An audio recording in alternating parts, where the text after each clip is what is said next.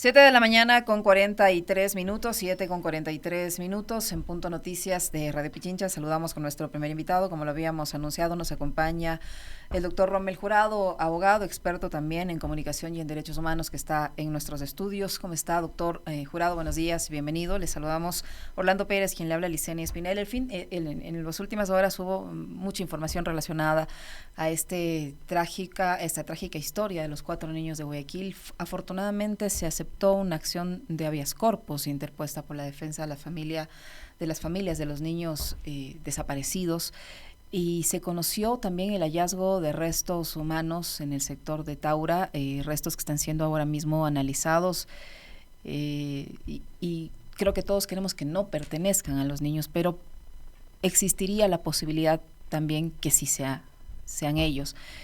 Estamos ya no hablando únicamente si es que esa teoría, que ojalá, repito, no sea así, pero de confirmarse esa teoría, ya no estamos hablando simplemente de una desaparición forzada, estamos hablando de una ejecución extrajudicial.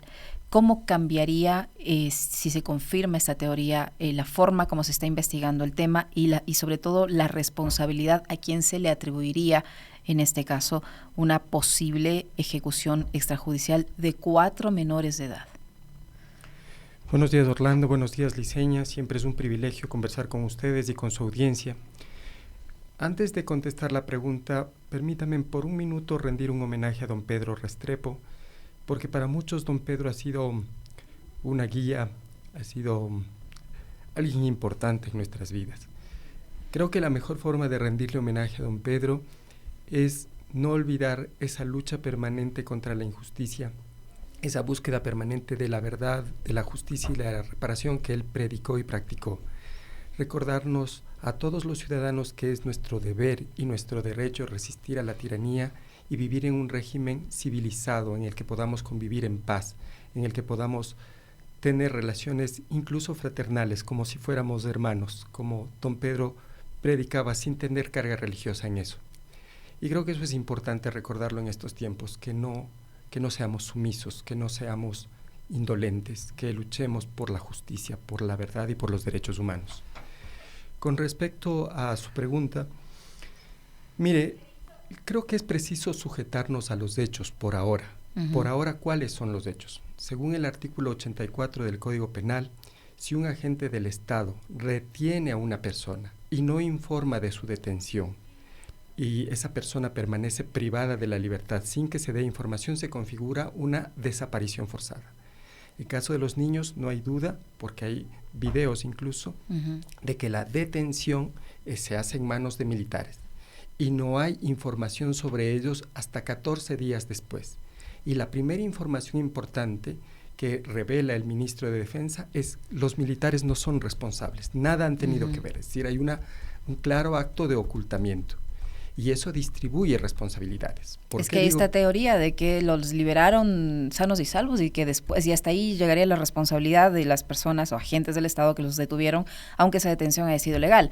Lo que se le ha escuchado al ministro y a algunas personas que están respaldando la posición de este grupo de militares es que termina la responsabilidad allí, y después de lo que haya pasado con los chicos, pues ya no es problema de ellos. Sí, lo que quería decirles es que claramente se configura, y así lo ha dicho la jueza, una desaparición forzada en manos de militares. En la participación de esa desaparición forzada están, por supuesto, quienes ejecutan materialmente la desaparición, quienes disponen el operativo, quienes reciben el reporte de lo que ha sucedido en el operativo, incluyendo las novedades, y las autoridades superiores que, conociendo lo que ha sucedido en el operativo, niegan la realización de los hechos. El ministro de Defensa, eso quería decirle con claridad, lo primero que hace es negar la realización de los hechos, y eso le da un grado de responsabilidad en los hechos. Luego hay una responsabilidad de orden político. Uh-huh. ¿Por qué de orden político? Mire, cuando se declara conflicto armado interno y cuando se promueve la participación de los militares en la seguridad interna, la obligación del Estado es garantizar que no se van a violar los derechos humanos, que eso sirve para cuidar los derechos humanos, no para violarlos. y por lo tanto hay una responsabilidad política por promover estas medidas, que además Human Rights Watch han dicho que son injustificadas, infundadas, inviables, porque no tenemos un conflicto armado interno, no tenemos grupos militares en confrontación ocupando territorios, lo que tenemos es un gravísimo problema de delincuencia.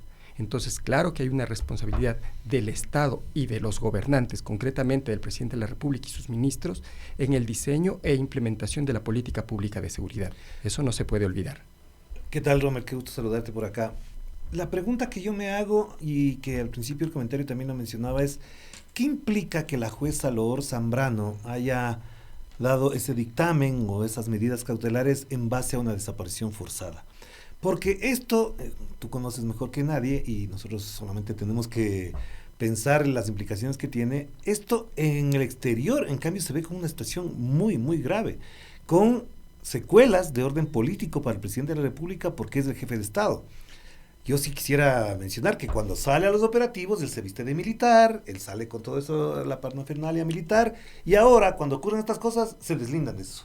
En términos legales, ¿cuáles son las implicaciones de que una jueza pida medidas cautelares en función de una desaparición forzada? Mira, es claro que ya se ha conformado típicamente, o sea, legalmente, una desaparición forzada. Sí. Y ahí el Estado tiene responsabilidad.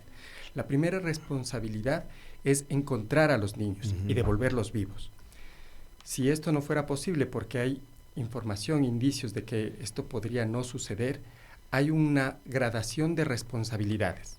Responsabilidades penales para los perpetradores directos, para los encubridores, para las autoridades que, sabiendo de esta perpetración de infracción, de este grave delito de derechos humanos, ocultaron, y responsabilidades políticas para quienes diseñan la política pública. Pero ¿cuáles serían esas responsabilidades políticas cuando, por ejemplo, estamos en plena campaña electoral y bien podría configurarse, por ejemplo, un juicio político, si fuese el caso? Y además, o sea, estamos viendo en vivo y en directo, en televisión nacional, cómo el ministro, como usted acaba de señalar, doctor, miente y no reconoce que estos chicos desaparecieron en manos de agentes del Estado, en este caso integrantes, un grupo de integrantes de la Fuerza Aérea Ecuatoriana.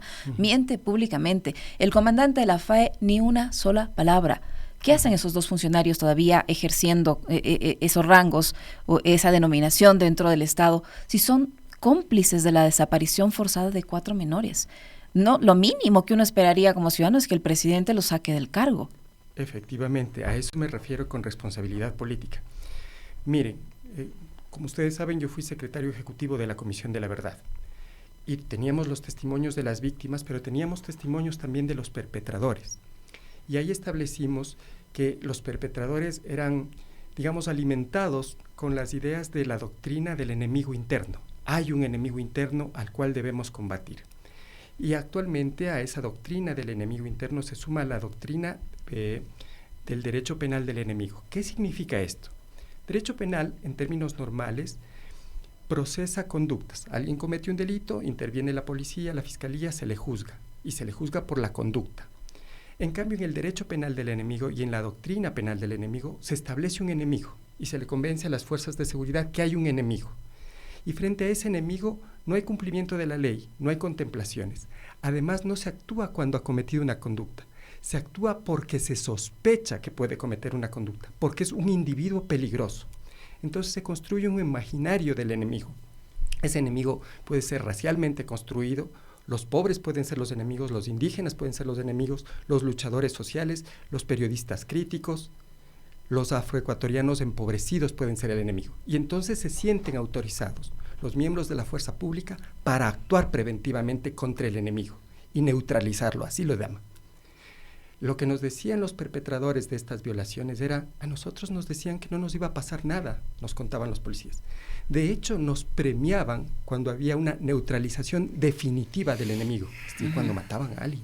Incluso había premios en ascensos, y eso está documentado en el informe de la Comisión de la Verdad. Lastimosamente, esa doctrina penal del enemigo, esa doctrina del enemigo interno y la doctrina del derecho penal del enemigo se han vuelto a instaurar a partir de esta política pública de declaratoria de conflicto armado interno. Las Fuerzas Armadas parecen no conocer límites. Esta es una desaparición penosa, triste, dolorosa, pero lastimosamente no es la única. Hay muchísimas más desapariciones. hay muchísimos más usos inadecuados de la fuerza, hay muchísimas privaciones de libertad arbitrarias, hay muchísimas más torturas. Solo para darle un dato, en los últimos 7 años, más de 720 miembros de las fuerzas de seguridad han sido procesados penalmente. 1/3 de esos procesamientos obedecen a crímenes, a delitos comunes, es decir, desde narcotráfico hasta violencia intrafamiliar.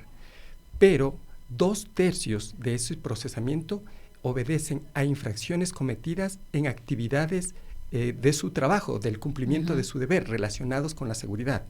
Eso nos está diciendo claramente que tenemos policías y militares que no están entendiendo cuál es su papel y cuál es su misión democrática, y que lastimosamente esta doctrina penal del enemigo y esta doctrina del enemigo interno toma posición entre las Fuerzas Armadas, lo cual es peligroso para todos, para las Fuerzas Armadas, para la Policía Nacional, pero por supuesto para los ciudadanos, como en su momento Fernanda Restrepo lo denunció, cuando se hablaba de la consulta y darle a los militares esta posibilidad de intervenir en actividades de seguridad interna.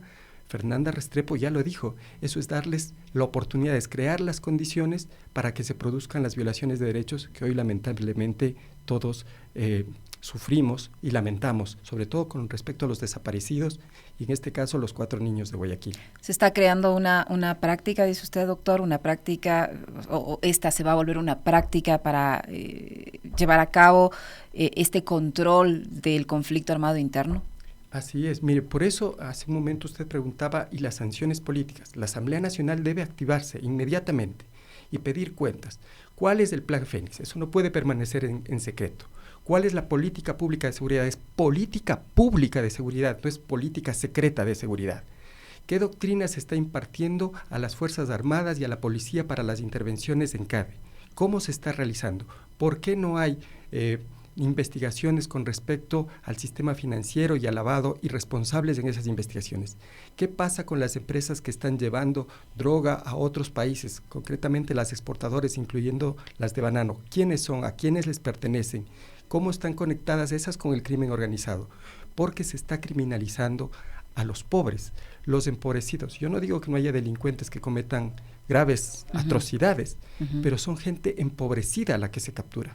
Los ricos, los poderosos, los que tienen los recursos provenientes de ese lucrativo negocio que es el narcotráfico. Que también cometen atrocidades. Atrocidades, pero no se les toca. Entonces, la Asamblea tiene que decir, ¿en qué consiste la política pública de seguridad? ¿Cuál es la doctrina que se está usando? Deben los planes de seguridad. ¿A quién se está focalizando la acción? No podemos permitir esta tiranía que hace que las víctimas sean siempre pobres. ¿Qué han dicho los defensores de derechos humanos? En la declaratoria de conflicto armado interno, la forma en que se mueve el sistema penal y la forma en que actúan las fuerzas de seguridad se han convertido en una maquinaria de triturar carne pobre. Rommel, te mencionaba fuera de cámaras o de micrófonos una de las cosas que realmente me preocupan, y es que en la consulta popular de abril pasado prácticamente se dio carta blanca para todo esto. Y revisando la pregunta que dice, ¿está usted de acuerdo con que se permite el apoyo complementario de las Fuerzas Armadas en las funciones de la Policía Nacional para combatir el crimen organizado, reformando parcialmente la Constitución de conformidad con lo previsto en el anexo número 1? En el anexo número 1, en una de las partes dice: las servidoras y los servidores de las Fuerzas Armadas y la Policía Nacional se formarán bajo los fundamentos de la democracia y los derechos humanos y respetarán la dignidad y los derechos de las personas sin discriminación alguna, con apego irrestricto al ordenamiento jurídico. Eso dijeron ahí. Las imágenes de la detención de los chicos que se divulgaron prueban todo lo contrario. Esta consulta dio carta blanca para todo esto, abrió la impunidad. ¿Hasta dónde llegan las responsabilidades en función de lo que se determinó en la consulta popular? Mira, lo que se decía en la consulta popular es efectivamente que las Fuerzas Armadas podían participar de actividades de control de seguridad interna, cambiando el objetivo de la misión institucional que tienen las Fuerzas Armadas. Eso fue resentido incluso por las propias Fuerzas Armadas. Las Fuerzas Armadas no quieren meterse en los problemas de seguridad interna, están profesionalizados para otras actividades, tienen otro tipo de entrenamiento, no tienen las herramientas para lidiar con la delincuencia, incluso con la delincuencia organizada. Y eso era claro desde el principio de la consulta. Pero como les han involucrado, alguna doctrina tienen que darles. Si tú le dices a un militar, mire, aunque usted no tenga las herramientas ni el conocimiento, tiene que actuar de acuerdo a las herramientas y al conocimiento y actuar limitadamente por la Constitución, el militar se paraliza. Por eso hay que averiguar cuál es la doctrina que les están enseñando, porque si les enseñan la doctrina del enemigo, se producen estas cosas. Frente al enemigo no hay reglas, no se cumplen los protocolos, se les hace lo que quiera, se les deja en indefensión, no se habla de eso. Es el enemigo y así nos están tratando. Se ha instaurado un relato también de que los militares y los policías tienen derechos humanos. Claro que también tienen derechos humanos y que por lo tanto no se puede darle derechos o privilegios o garantías a los delincuentes. Ese discurso se instaló en la boca del presidente de la República y de todos sus voceros, lo que yo llamo la mafia mediática, etcétera. Pero cuando uno ve este artículo, esta pregunta de la consulta, efectivamente percibo yo lo que se dijo en su momento, hay carta blanca para que hagan todo lo que les dé la gana. Y no es solamente con los 4 niños de Guayaquil, hay más de 9 desapariciones forzadas ya prácticamente documentadas y efectivamente esto está pasando, pues. Mira, lo que se dice en la consulta es lo correcto. Deben actuar de acuerdo a la Constitución y capacitarse en materia de derechos humanos. Y eso dice la consulta. Ajá.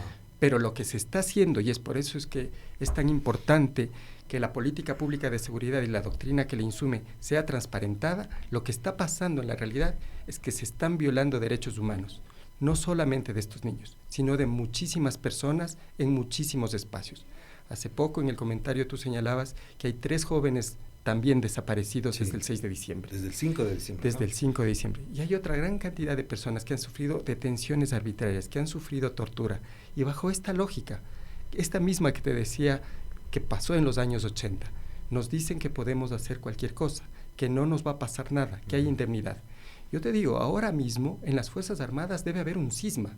Porque si todos los días te dicen que tienes que salir a patrullar, que no te va a pasar nada, que golpees nomás, que detengas nomás, que no tienes que seguir los protocolos, y de repente hay 16 militares detenidos por una desaparición forzada, esto dentro de las Fuerzas Armadas está causando un cisma. Pero además les ponen tareas bien raras, por decir algo así nada más. Ahora, esta fuente que me menciona y que sabe perfectamente qué hacían las patrullas, dice que estaban custodiando un camión de una empresa privada.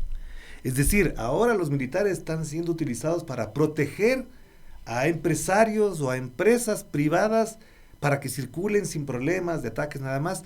Y en ese momento, cuando ya estaban por ahí, porque el ministro dijo que estaban de regreso a Taura, lo que no dice es en qué misión estaban, no estaban controlando delincuencia ni nada, sino custodiando a una empresa, a un camión de una empresa. Así que eso es cierto, eso es más grave. Estas tareas también residen en las Fuerzas Armadas, porque se ponen a custodiar y a vigilar y a defender y a empresas privadas. Mira, es equivocado mirar a los miembros de las Fuerzas Armadas como perpetradores continuos de violaciones de derechos humanos. Eso es equivocado. Sí. La gran mayoría de militares ecuatorianos son personas decentes, son personas buenas, que tienen una misión que quieren cumplir. Pero de repente les cambian la misión. Este gobierno les cambió la misión. Pero luego, Rommel, una cosa es cambiarles la misión y otra cosa es cómo ellos deben pensar pues antes de actuar. Y en el caso de estos chicos, como se ve en los videos, ¿qué necesidad tienen primero de coger a un menor de edad que no lo podían detener? Ponerlo en una camioneta a la fuerza, golpearle si el chico no les está haciendo nada, porque no es que lo encuentran en delito flagrante a pesar de que es la versión de los militares, de este grupo de militares y de los representantes del Ministerio de Defensa, que supuestamente había un operativo, pero no hay el reporte del operativo, no hay el informe del operativo, no hay una evidencia, y eso se demostró en la audiencia de habeas corpus, no hay una evidencia que demuestre que los chicos estaban incurriendo en ningún tipo de delito. Pero pese a eso, todos hemos visto cómo lo aprenden a este niño, cómo lo golpean, cómo lo maltratan. O sea, una cosa es que les asignen una misión, y otra cosa es que piensen cómo cumplir esa misión. Claro. Cuando les cambian de misión al control interno, cuando se modifica la misión institucional, ellos deberían recibir capacitación, deberían recibir unas herramientas que les permiten cumplir la nueva misión y deberían recibir una doctrina que les forme. ¿Sí? Se supone que eso los policías lo tienen. Pero ellos no tienen todo esto. Lo que hacen es darles una doctrina que es, como he dicho, la doctrina del derecho penal del enemigo y la doctrina del enemigo interno. Y empiezan a pensar en individuos peligrosos. Y además promueven esta idea de no te va a pasar nada, haz nomás lo que tengas que hacer. Y ya vemos que esto no funciona así. Las consecuencias de todas estas formas erráticas de conducir la actuación en política pública de seguridad es lo que estamos viviendo. Por eso reitero, es imprescindible que la Asamblea Nacional llame al presidente de la República, al ministro de Defensa, al ministro del Interior, al ministro de Gobierno y les pregunte, díganme de qué está hecho el Plan Fénix, díganme de qué está hecha la política de seguridad pública, díganme cuál es la doctrina y las órdenes que se están impartiendo a las personas que salen a los patrullajes. Mire, es brutal lo que se ha hecho, es imperdonable, es inaceptable. Yo digo, a la familia le va a importar, perdón por lo que voy a decir, le va a importar un rábano la sanción política al presidente, al ministro, al comandante de la FAE.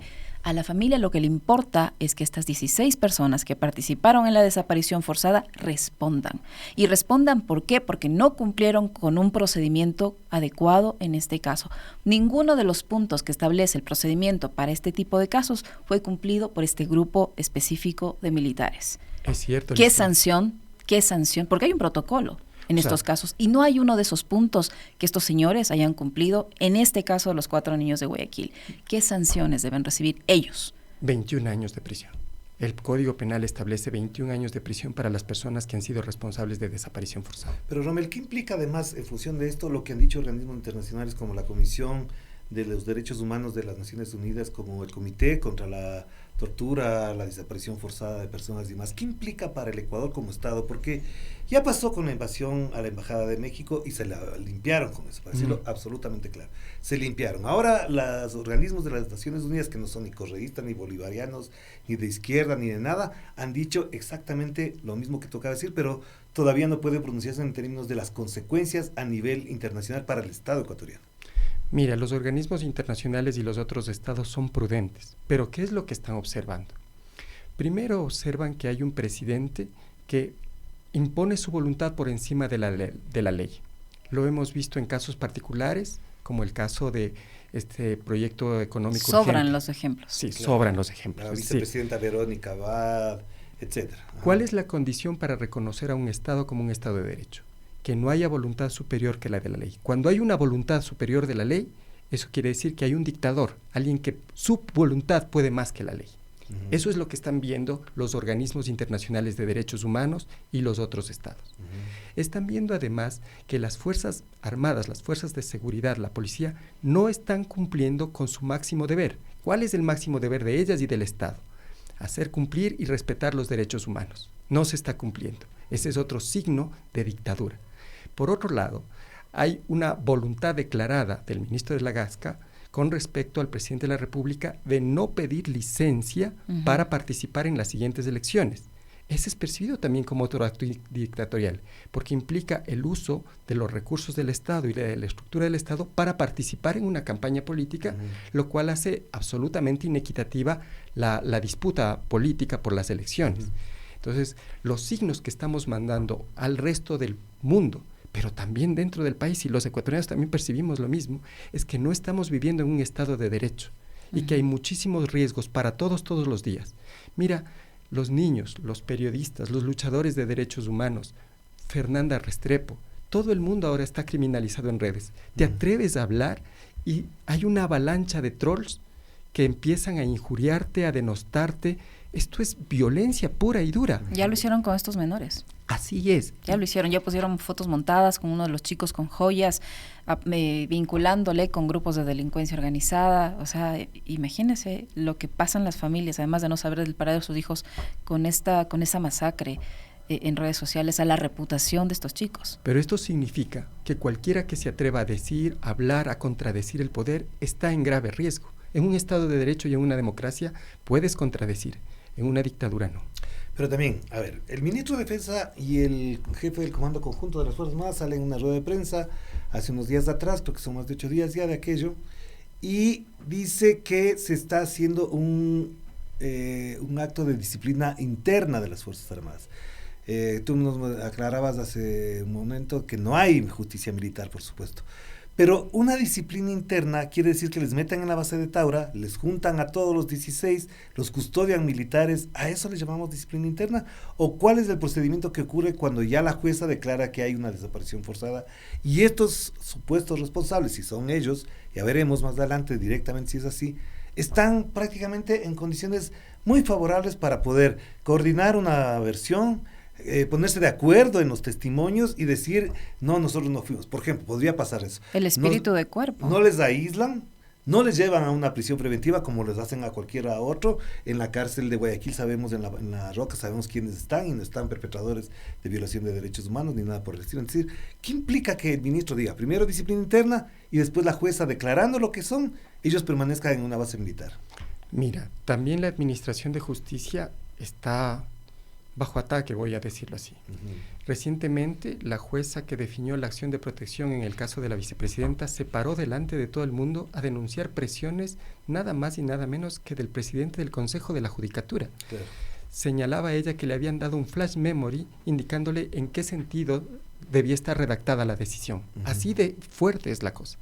Entonces yo puedo entender que la jueza, aún teniendo el valor de declarar que hay desaparición forzada y pidiendo como medidas cautelares la búsqueda, tenga temor de ordenar la prisión preventiva de los involucrados. Eso es. Pero a estas alturas, digo yo, si estuviéramos en un país normal, sin este tipo de presiones en la justicia y el involucramiento de otras funciones para manipular a la justicia, estos 16 integrantes de la FAE deberían estar con prisión preventiva. Absolutamente. ¿En dónde? En cualquier país civilizado. Si esto hubiera pasado, digamos, en España, teniendo videos y teniendo el reporte de los que son miembros de la patrulla, absolutamente estuvieran privados de la libertad en prisión preventiva, porque estas personas son muy posiblemente perpetradores de un delito gravísimo, un delito que está sancionado en el Código Penal con 21 años de reclusión. Ahí cómo se distribuye la responsabilidad, si son los 16, posiblemente uno fue el que lo cogió al chico, otro el que lo golpeó, otro el que no hizo nada pero participó y quedó como cómplice de esta situación. ¿Cómo establecer ahí las responsabilidades? ¿O todos deben pagar por lo mismo? No.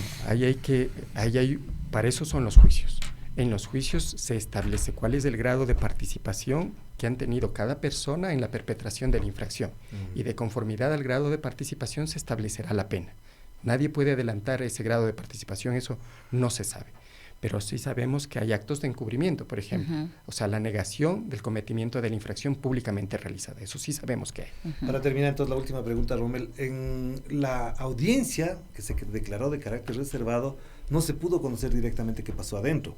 ¿Por qué cuando incluso el comandante de la policía dice no podemos dar detalles porque se trata de una investigación reservada, se sostiene el mismo criterio, la misma matriz de que todo esto tiene que tener de carácter reservado? ¿Por qué? No, esto no puede tener carácter reservado, sobre todo ahora que ya la jueza ha declarado la existencia del tipo de la desaparición forzada.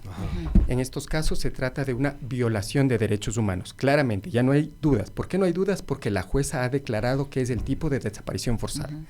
En estos casos, el artículo 15 de la Ley de Transparencia y Acceso a la Información Pública determina que ninguna información será reservada. La ley dice, las investigaciones que realice la Fiscalía gozan de reserva legal. La LOTAIB, que es una ley orgánica, dice, cuando se trate de violaciones de derechos humanos, ninguna información es reservada. Entonces, este proceso es y debe ser absolutamente público. ¿Por qué debe ser público? Porque estamos hablando que en lugar de usar las armas, la autoridad, los uniformes, los vehículos, los sueldos, el conocimiento para proteger nuestros derechos, los han usado precisamente para violar los derechos. En estos casos, la ley y la Constitución son claros. No puede haber reserva. Doctor, para finalizar de mi parte también, ¿qué garantías existen al momento de que se siga aquí un debido proceso, tanto para las personas sospechosas como para las víctimas en este caso? Y le pregunto esto porque, claro, todos sabemos cómo se maneja la justicia y en estas pericias que se están haciendo para determinar la posibilidad de que esos restos encontrados en Taura sean uno de los chicos, ¿qué garantías hay de que conozcamos la verdad? ¿Qué garantías hay de que no se enreden en esa fase y el caso quede ahí? Mire, en este momento el gobierno quiere tomar distancia de los 16 militares que perpetraron la infracción, porque le va a pasar un altísimo costo político vincularse a ellos. Y entonces eso da alguna posibilidad de que la investigación pueda fluir. Pero claro, los énfasis se van a poner en los 16 perpetradores materiales y en nadie más. Eso por un lado. Pero por otro lado, lo que nos enseñó don Pedro, la única garantía, la única posibilidad de que haya justicia es que nos movilicemos, que nos organicemos, que no olvidemos, que sigamos hablando de este tema hasta que nunca más se produzca. Esa es la única opción que tenemos realmente la mayoría de ecuatorianos. Estas pericias toman tanto tiempo porque están hablando de 30 días y en 30 días entramos en un proceso electoral y harán todo lo que sea posible para distraer la atención de este tema, como ya se intentó hacerlo durante este fin de semana con el supuesto sabotaje al sector eléctrico, con el supuesta explosión en la cárcel de Santa Elena, cosas así que finalmente constituyen una cortina de humo para que la gente deje de recordar que hay 4 menores que fueron desaparecidos a manos de 16 agentes del Estado y cuyo paradero no se conoce ya 18 días y que posiblemente no solo hayan sido desaparecidos, sino, ojalá que no, mejor no lo quiero decir, pero son distractores finalmente. Pero mire... Y estas pericias dicen que van a tomar aproximadamente 30 días. Mira, hay unas pericias antropológicas que podrían estar listas hasta el 31 de diciembre, pero no son definitivas. Y efectivamente tomarán entre 25 y 30 días unos exámenes genéticos que sin lugar a dudas determinarían si son o no los cuerpos de los niños desaparecidos. ¿Y hay garantías de que si los hacen aquí sepamos la verdad? No, no hay garantías de nada. La única garantía que tenemos es, como le he dicho, la movilización continua. Y aquí permítame decir una cosa. Se ha censurado el hecho de que actores políticos hayan difundido el caso. Todas las personas, todas las actorías políticas de derecha, de izquierda, todos los empresarios, todos los ciudadanos, tenemos el deber y el derecho de denunciar estos hechos por todos los medios a nuestro alcance. ¿Sabe por qué? Porque el Estado ha sido creado precisamente para que estos derechos sean posibles en la cotidianidad. Las Fuerzas Armadas, la Policía Nacional, el Gobierno Nacional, todos los ministerios solo pueden justificar su presencia y su existencia en el tiempo si cumplen con la misión de hacer valer estos derechos. Por lo tanto, cualquier actoría social, política, económica que denuncie violaciones de derechos humanos, bienvenida. Y si hay que mantener esta llamada politización, nada más político que los derechos humanos, si hay que mantener esta politización del reclamo por nuestros derechos durante la campaña, pues hay que hacerlo, independientemente de los resultados de la campaña. Gracias, Rommel. Muchísimas gracias, doctor. Muy gentil por acompañarnos. El doctor Rommel Jurado, abogado, experto en derechos humanos y comunicación, que ha estado con nosotros. 8:15, una pausa, regresamos.